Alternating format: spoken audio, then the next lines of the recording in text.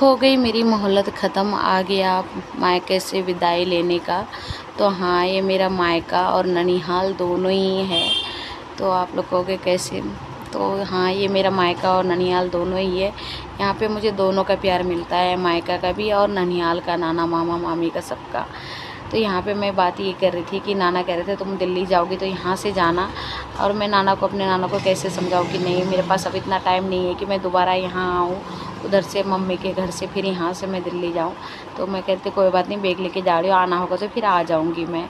और उसके बाद यहाँ पे आ गई थी मैं नाना से आशीर्वाद लेने के लिए। और नाना के पास आते मेरे आंसू ही नहीं रुक रहे थे आँख के, इतने कहते ना, एक बेटी के कितने ही शादी का हो जाए, कितने ही साल, लेकिन उसके विदाई के टाइम उसके आँख से आंसू निकल ही आते थे।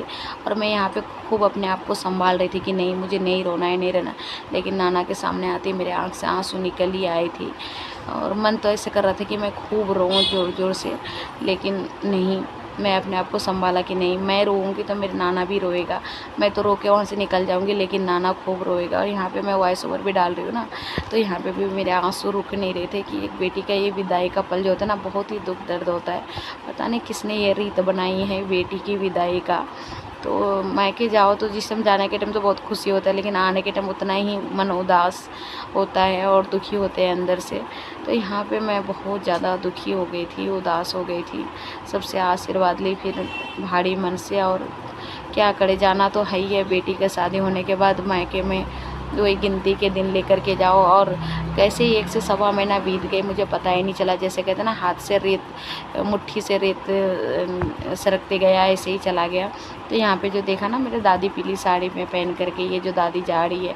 जब मैं तैयार हो रही तो दादी घर में आई है मेरे पास और खूब मेरे गले पकड़ करके खूब रोई कि ये कह रही थी कि अब जा रही हो बेटी, अब दोबारा मुझे आ करके देख पाओगे कि नहीं पाओगे, क्योंकि ऐसा मेरे साथ हुआ, क्योंकि बहन मर गई, मैं दोबारा से देख नहीं पाई और मैं भी खूब रो रही थी। तो यही है ना कि हर वक्त कैमरा ऑन नहीं होता है, हर चीज़ शूट नहीं होता है। और अभी ये वॉइस ओवर डाल तो मेरे आंसू नहीं रुक रहे थे। तो ये सोच करके और ज़्यादा रोई। और दादी तो यहाँ पे दादी रो रही थी। उसके बाद मुझे मेरी नानी की बहुत याद आ रही थी, क्योंकि मेरी नानी इस दुनिया में नहीं है। और नानी के लिए भी बहुत याद आ रही थी। मन कर रहा था खूब रोऊं, पर मैं नहीं रोती थी, क्योंकि मैं जब भी जाती हूँ वहाँ के नदी है, उस नदी के पास जाने के बाद मेरे आंसू नहीं रुकते मेरे नानी को याद कर करके। तो मैं वहाँ पे इसलिए नहीं रोती हूँ कि कहीं मेरे मामा मामी है, नाना है, ऐसा ना लगे उसको कि उसको अपने नानी नहीं है तो इसको कोई चीज़ का कमी हो रहा है, उनके प्यार में कोई कमी है, तो इस वजह से नहीं रोती। लेकिन ऐसा कभी नहीं हुआ। मेरी नानी का डेथ हुआ 11-12 साल हो गया।